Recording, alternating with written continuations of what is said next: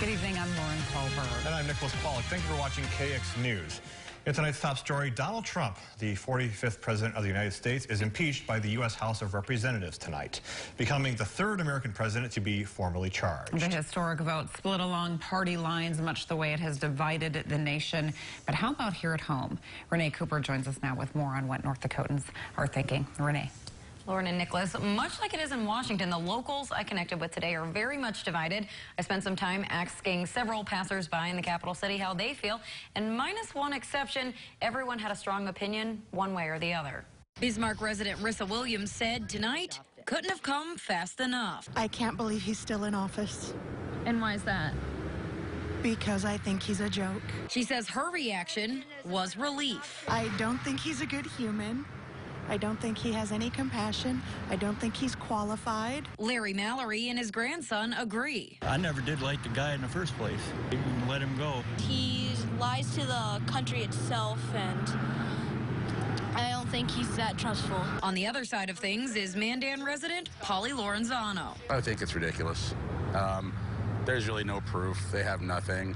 Said it's going to turn it around anyway. He says the president is doing a great job. So the Democrats are just upset about that. That's all it is. Paul Stubbs, on the other hand, would rather keep out of politics. Seems pointless in a way. It's just another opportunity for people to bicker at one another. But there is one place where locals are meeting in the middle. Nothing gets done. It's wasting the money. It's just frustrating that you feel like at the end of it all, the president is still going to be in place. Well, what Speaker Nancy Pelosi calls a sad and solemn moment for the country, coming in the first year that Democrats swept control of the House, unfolded in a caustic day-long session that showcased the nation's divisions, not only along party lines, Nicholas and Lauren, but also by religion, race, region, race, and culture. I'll send it back to you. Yeah, Renee Cooper reporting. Thank you. And voting along party lines was no different for North Dakota's Congressman-at-Large, Kelly Armstrong. Earlier, the congressman spoke on why he was voting no on both articles of impeachment.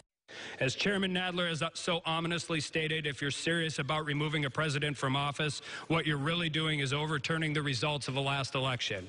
Well, they were serious. They spent the last 3 years talking about it, unwilling to accept the results of 2016.